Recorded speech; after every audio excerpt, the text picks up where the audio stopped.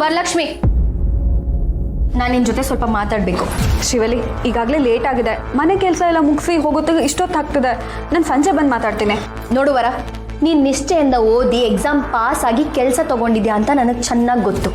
ಆದರೆ ಇದು ನನ್ನ ಬದುಕಿನ ಪ್ರಶ್ನೆ.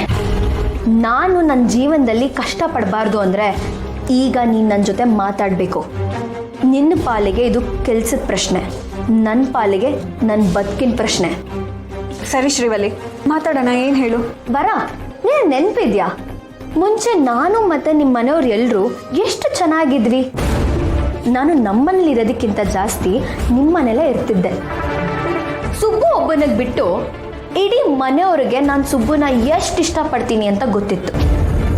ನೀವೆಲ್ಲರೂ ನನಗೆ ಎಷ್ಟು ಸಪೋರ್ಟ್ ಮಾಡ್ತಿದ್ರಿ. ಇದೆಲ್ಲ ನಿಜ ತಾನೆ? ಹೌದು ಶ್ರೀವಲಿ, ನಿಜ. ಆದರೆ ಈಗ ಮಾತು ಯಾಕೆ? ನೋಡುವರ, ನಾನು ಕೇಳಿದ ಪ್ರಶ್ನೆಗೆ ಉತ್ತರ ಕೊಡು, ಅಷ್ಟು ಸಾಕು. ನೀನು ಮತ್ತೆ ನಿಮ್ಮ ಮನೆಯವ್ರು ಎಲ್ಲರೂ ನನ್ನ ಸೊಸೆ ಅಂತ ಒಪ್ಕೊಂಡಿದ್ರಿ ತಾನೆ? ಹೌದು ಶ್ರೀವಲಿ, ನೀ ನಮ್ಮ ಮನೆಗೆ ಸೊಸೆಯಾಗಿ ಬರೋಕ್ಕೆ ನಮ್ಮೆಲ್ರಿಗೂ ಒಪ್ಪಿಗೆ ಇತ್ತು. ಆದರೆ ವಿಧಿ ಆಟ ಬೇರೆನೇ ಇತ್ತಲ್ವಾ? ಇಲ್ಲ ವರ, ಅದು ವಿಧಿ ಆಟ ಅಲ್ಲ, ಶ್ರಾವಣಿ ಆಟ. ಶ್ರಾವಣಿ ಸುಬ್ಬು ಇಬ್ರು ನಾಟಕದ ಮದುವೆ ಆಗಿದ್ದಾರೆ. ಅವರಿಬ್ರು ಮಧ್ಯೆ ಗಂಡ ಹೆಂಡತಿ ಸಂಬಂಧ ಇಲ್ಲ. ಈಗ ನಿಮಗೆ ಗೊತ್ತಾಗಿದೆ.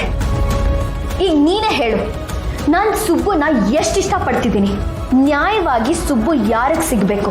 ಏನಂತ ಮಾತಾಡ್ತಿದ್ಯಾ ಶ್ರೀವಲಿ? ಈಗಾಗಲೇ ಅಣ್ಣ ಅತ್ತಿಗೆ ಇಬ್ರು. ಬರ, ಅವಳನ್ನ ಅತ್ತಿಗೆ ಅಂತ ಕರಿಬೇಡ.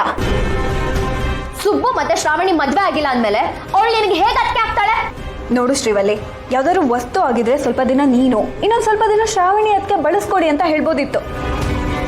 ಆದ್ರೆ ಇದು ಬದುಕಿನ ಪ್ರಶ್ನೆ. ಅಣ್ಣ ಆಗ್ಲಿ, ಅಣ್ಣನ ಪ್ರೀತಿ ಆಗ್ಲಿ ಯಾರಿಗೆ ಸಿಗ್ಬೇಕು ಅನ್ನೋದು ಆ ದೇವ್ರ ಇಚ್ಛೆ ಆಗಿರತ್ತೆ. ನಿಜವಾದ ಪ್ರೀತಿಗೆ ಸೋಲಿಲ್ಲ. ಹಾಗೆ ನೋಡಿದ್ರೆ ಶ್ರಾವಣಿ ಅದಕ್ಕೆ ತನಗಿಂತ ಜಾಸ್ತಿ ಅಣ್ಣನ ಪ್ರೀತಿಸ್ತಾಳೆ. ಅವಳ ಪ್ರೀತಿ ಗೆದ್ದಿದೆ. ಅದಕ್ಕೆ ಆ ದೇವ್ರ ಆಶೀರ್ವಾದ, ಮನೆಯವರ ಆಶೀರ್ವಾದನೂ ಇದೆ. ಇದೇ ಕಾರಣಕ್ಕೆ ಅವ್ರ ಮದ್ವೆ ನಡೀದೇ ಹೋದ್ರು ಮತ್ತೆ ಮದ್ವೆ ನಡೆಯೋ ಹಾಗೆ ಆಗ್ತದೆ. ದೇವ್ರಿಚ್ಛೆನ ಪ್ರಶ್ನೆ ಮಾಡಕ್ ಆಗಲ್ಲ ಅಲ್ವಾ ಶ್ರೀವಲ್ಲಿ? ನಿನ್ ಪ್ರೀತಿನೂ ನಿಜನೇ ಆಗಿದ್ದಿದ್ರೆ ಯಾರಿಗೆಷ್ಟೇ ಅಡೆತಡೆ ಮಾಡಿದ್ರು ಅಣ್ಣನ ಪ್ರೀತಿ ನಿನಗೆ ಸಿಕ್ತಿತ್ತು. ಹಾಗಾದ್ರೆ ನನ್ನ ಪ್ರೀತಿ ಸುಳ್ಳು ಅಂತ ಹೇಳ್ತಿದ್ಯಾವರ? ಸುಳ್ಳು ಅಂತ ಹೇಳೋ ಅಷ್ಟು ಕೆಟ್ಟ ಬುದ್ಧಿ ನನಗಿಲ್ಲ ಶ್ರೀವಲ್ಲಿ. ಆದ್ರೆ ಅಣ್ಣನ ಮೇಲೆ ನಿನಗೆ ಪ್ರೀತಿ ಇದೆಯೋ ಅಥವಾ ಅಣ್ಣನೇ ಬೇಕು ಅನ್ನೋ ಹಠ ಇದೆಯೋ, ನೀನು ಒಂದ್ಸತಿ ಕೇಳ್ಕೊ. ಮನೆಯವರೆಲ್ಲ ಒಪ್ಪಿ ಅವರೆಲ್ಲ ಮತ್ತೆ ಒಂದ್ ಮಾಡ್ಬೇಕು ಅಂತ ಅನ್ಕೊಂಡಿದ್ದಾರೆ. ಇದರಿಂದ ನಿಂಗೆ ನೋವಾಗ್ಬೋದು ನಿಜ. ಆದ್ರೆ ಜೀವನದಲ್ಲಿ ಕೆಲವು ಸತ್ಯಗಳನ್ನ ಒಪ್ಕೊಂಡು ನಮ್ಮ ಜೀವನನ ನಾವೇ ಬದಲಾಯಿಸ್ಕೊಬೇಕು. ಒಂದ್ ವೇಳೆ ಅಣ್ಣನು ನಿನ್ನ ಪ್ರೀತಿಸಿದ್ರೆ ಈ ತರ ಯಾವ ಪ್ರಶ್ನೆನೂ ಬರ್ತಾ ಇರ್ಲಿಲ್ಲ.